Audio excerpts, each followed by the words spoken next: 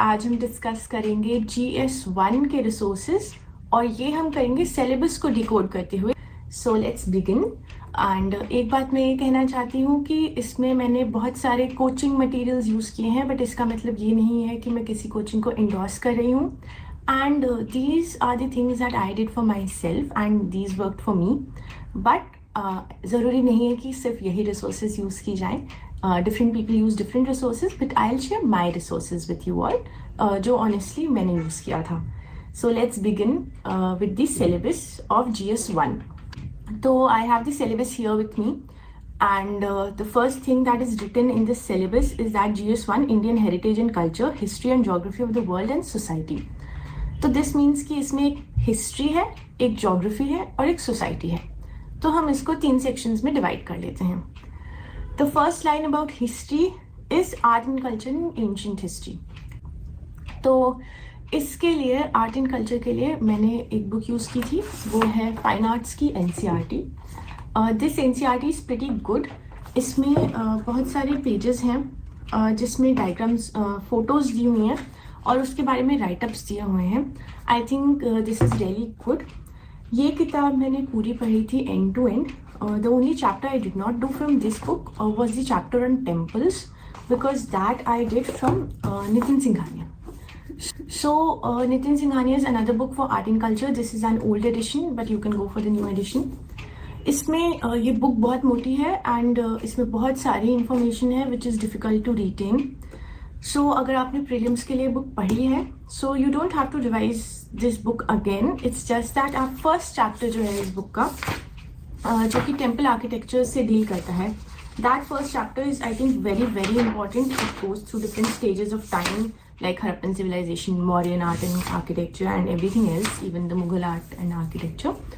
सो इसमें से जो फर्स्ट चैप्टर है आर्किटेक्चर वाला, वो आई थिंक डेफिनेटली करना ही चाहिए. उसमें कुछ डायग्राम्स दिए हुए हैं एंड GS1 की मैं बात करूँ तो diagrams are something that is very important. मैंने अपने पेपर में डायग्राम्स इंक्लूड किए थे, जैसे टेम्पल आर्किटेक्चर का या टेम्पल कहाँ पे क्या प्लेस्ड है वाला diagram is something that is very important.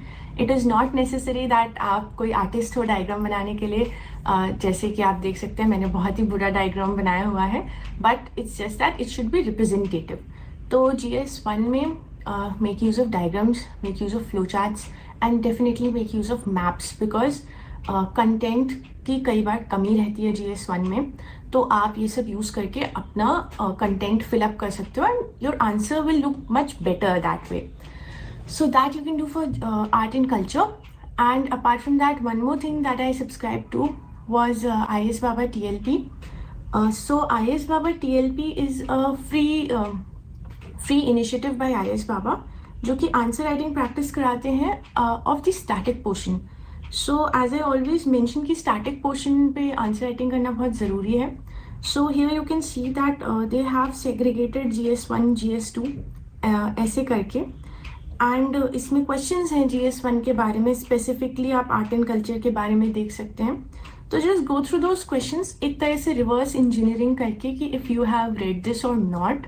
अगर कोई क्वेश्चन ऐसा लगे कि ये भी पढ़ लेना चाहिए, तो उसको आप वहीं के वहीं एक सिनॉप्सिस वाले आंसर्स भी आते हैं, आप पढ़ भी सकते हैं तुरंत. तो ऐसे करके you can find out the areas where you are lacking. So I think this help me a lot in GS1. एक तरह से रिवर्स प्रिपरेशन हो जाती है इसमें. So now coming to the second aspect of GS1, that is modern history. Modern history के 2 pointers दिए हुए हैं syllabus में. So we'll combine both of them. पहला है modern Indian history from about the middle of 18th century until the present, significant events, personalities, issues. And the second pointer is the freedom struggle, various stages and important contributions. तो इन दोनों ही parts के लिए मैंने use किया है ये book जिसका नाम है स्पेक्ट्रम. और मेंस के लिए मैंने सिर्फ यही पढ़ा था. प्रीलिम्स के पहले मैंने बिपिन चंद्रा भी पढ़ा था 12th क्लास का, बट मेंस में पॉसिटी ऑफ टाइम रहता है बहुत ज़्यादा, तो सिर्फ यही बुक रिवाइज किया था. Now here I'd say again I used the TLP of IS Baba. There they have a lot of questions, और आप उन क्वेश्चंस को एक बार देख के ज़रूरी नहीं है कि आप आंसर राइटिंग करें, आप एक मेंटल फ्रेमवर्क बना सकते हैं कि इस क्वेश्चन का ऐसा आंसर लिखा जा सकता है.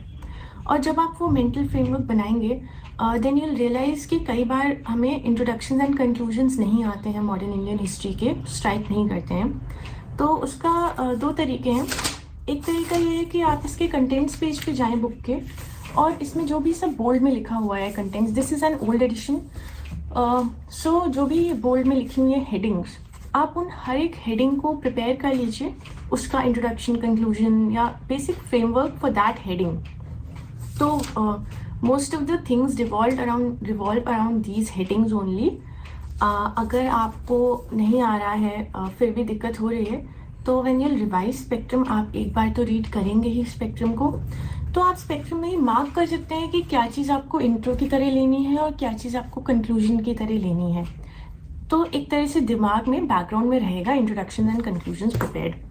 अगर आपके पास थोड़ा सा एक्स्ट्रा टाइम है, जो कि बहुत मुश्किल होता है, but still if you are ready to do a little more hard work, then आप ये introductions conclusions topic wise 2 pages of sheets में लिख सकते हैं and then revise that, because this comes in very handy. क्योंकि जो answer writing में हमारा टाइम भी वेस्ट होता है, वो शायद इंट्रोडक्शन आंसर स्टार्ट करने में वेस्ट होता है। If you have introductions handy, then you can go about it.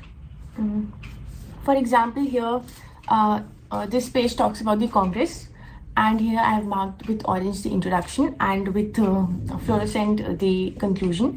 And the conclusion says that Congress leaders used Hume as a lightning conductor to bring together nationalistic forces, even if under the guise of a safety valve.